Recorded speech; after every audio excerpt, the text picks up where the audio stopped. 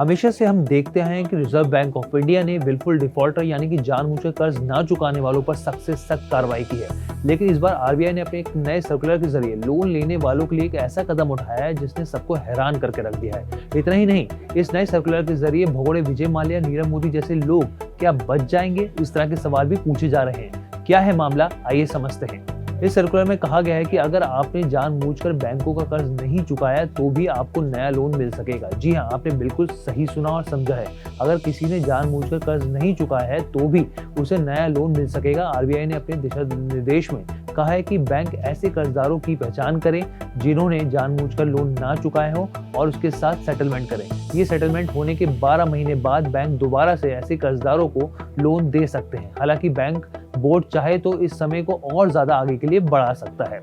इसको अगर आप और गहराई से समझना चाहें तो हम आपको बताते हैं कि आरबीआई की नई व्यवस्था कहती है कि अगर कोई व्यक्ति लोन डिफॉल्टर बन चुका है या फिर कोई कंपनी बैंक फ्रॉड में शामिल है तो बैंक और फाइनेंशियल कंपनी कुछ कम पैसों में हिसाब किताब करके लोन का सेटलमेंट कर सकते हैं।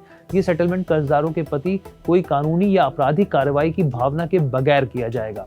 अब आप सोच रहे होंगे कि भाई बैंकों के जो लोन जो डिफॉल्ट किया है जिन्होंने और जो लोन डिफॉल्ट हुआ है, ऐसे में उस लोन का क्या होगा। तो आपको बताएं कि बैंक और फाइनेंशियल कंपनियां उस लोन को राइट ऑफ कर देंगी, यानी कि लोन को तकनीकी तौर पर बट्टे खाते में डाल दिया जाएगा या डाल दिया जा सकता है। लेकिन दूसरी ओर लोन डिफॉल्टर से बकाये की रकम की वसूली करने की कोशिशें पूरी तरीके से जारी रहेंगी, यानी कि कम पैसों में हिसाब किताब करके लोन का सेटलमेंट किया जा सकेगा। लेकिन हाँ, इस मामले में बैंकों के बोर्ड ऑफ डायरेक्टर से अप्रूवल लेना होगा। इतना ही नहीं, आरबीआई का कहना है कि किसी को विलफुल डिफॉल्टर घोषित करने में सावधानी बरतनी होगी, क्योंकि लोन के कॉम्प्रोमाइज सेटलमेंट पर फैसला लेने की जिम्मेदारी बैंक के ऑपरेटिंग ऑफिसर के बजाय अब सुपरवाइजरी ऑफिस की होगी। आपको बताएं कि अभी किसी भी कर्जदार या कंपनी के डिफॉल्टर होने की स्थिति में सेटलमेंट की रकम गिरवी रखे सामान की मौजूदा नेट वैल्यू से कम नहीं हो सकती है, जबकि बैंक डिफॉल्टर के लोन को रिस्ट्रक्चर नहीं कर सकते हैं और ना ही उसे नया लोन दे सकते हैं। अब देखना होगा कि आरबीआई की ओर से इस नई व्यवस्था के जरिए देश में बैंकों और फाइनेंस कंपनियों के फंसे कर्ज को निपटाने के तौर तरीकों में किस तरीके से बदलाव आता है।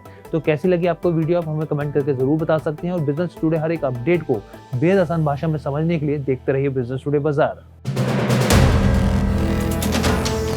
वीडियो पसंद आया तो हमें लाइक, कमेंट, शेयर और सब्सक्राइब जरूर करें।